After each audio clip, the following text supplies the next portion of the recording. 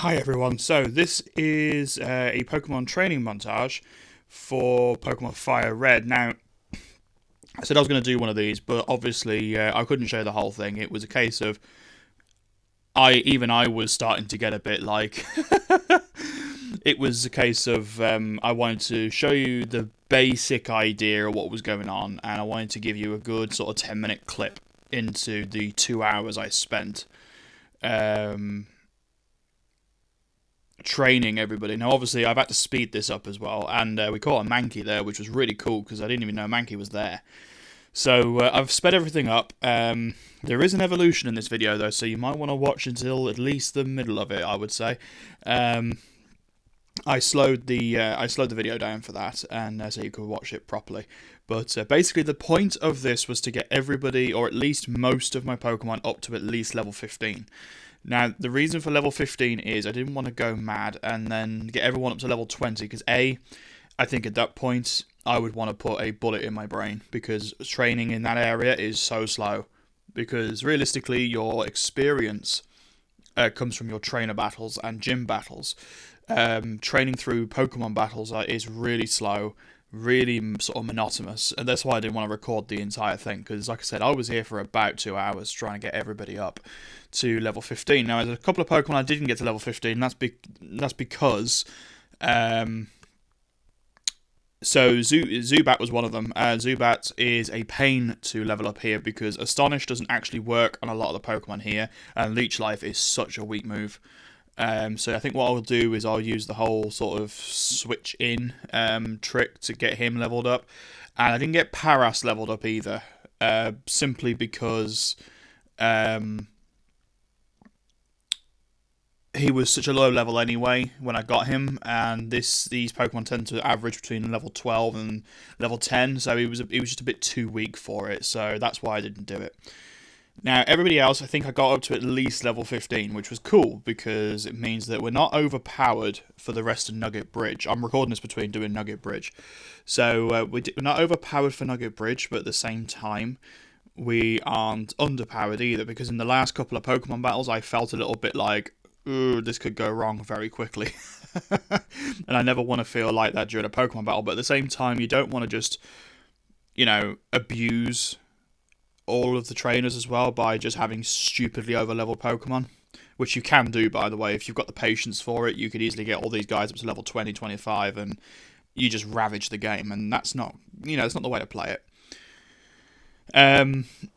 Now, the other thing is, there is a lot of Pokemon in the game that have very obvious weaknesses. Like in Brock's gym in Pewter City, you had rock types, so if you use water types like Squirtle, you just ravage through them. And I don't want to be over-leveled and then be abusing weaknesses as well. So, yeah. So I switched out my team here. I wanted to get Ekans and Kakuna and all that lot done. So, yeah, I'm just basically going back and leveling up as I can. Now, like I said, obviously I couldn't involve any music on this because obviously the music was basically like a chipmunk raving, to be honest. So that's why I've done this voiceover, so you can sort of see what I was doing and why. Pikachu was actually fairly easy to level up, to be honest, because Pikachu, he levels up fairly quickly anyway, and to be honest, most of the Pokemon here, like Spearow and Rattata, tend to be fairly weak to his thunder attacks. Ekans does cause a problem on the basis of that Rap attack. It just slows things down a bit, but it's one of those things. But yeah, like I said, any sort of Spearow or anything like that, he just absolutely ravages it with Thunder Shock. But as you can see, it's a very slow, monotonous process, and like I said, I don't mind doing it because I enjoy it. I'm enjoying this game and I'm loving it. But if you want to see more training montages like this, just let me know in the comments. That's the best thing you can do, on the basis that that's how you can tell me what you want. That was another Mankey. And also whether these sorts of episodes are interesting or not. Because obviously if there are any evolutions or anything interesting happening, then I'll slow the video down and you can watch it properly. As I said before, there is an evolution in this video, so well worth watching till the end. But after this episode, we're going to be heading back to Nugget Bridge, and we're going to be heading to a special person, which I'm not going to spoil here. Pikachu's nearly level 15 here, which is good.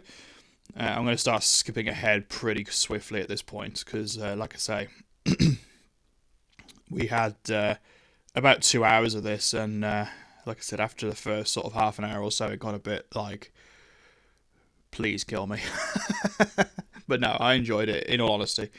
Kakuna's another hard one to level up because the problem with Kakuna is he comes, if you evolve him from a Weedle, he comes in with that that poison sting, which is really good, but it's generally a weak attack, which means that you run the risk of, yes, you can poison someone, but you might not. And because it's such a weak attack, I mean, look, there, it's perfect because you can poison them, the poison's working, and you're still hitting them with an attack.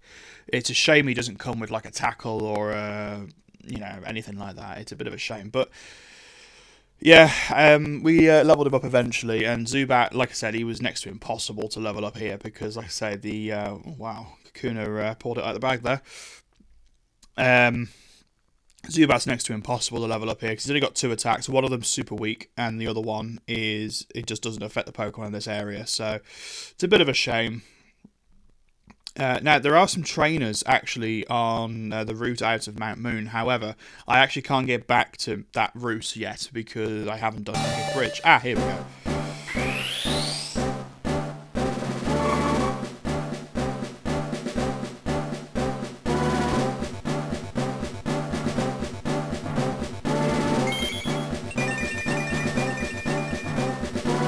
Pretty cool.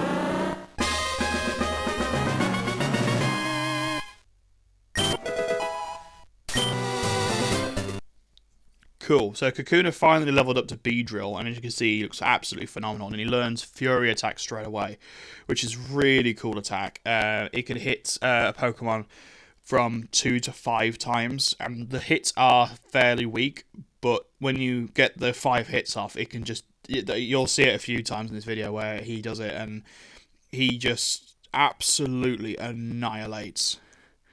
Now, obviously, he's still fairly low level for a Stage 3 Pokemon, or Stage 2 technically, because you've got Basic, then Stage 1, then Stage 2. But he's still pretty strong, and like I say, Fury Attack can do some damage, some real damage.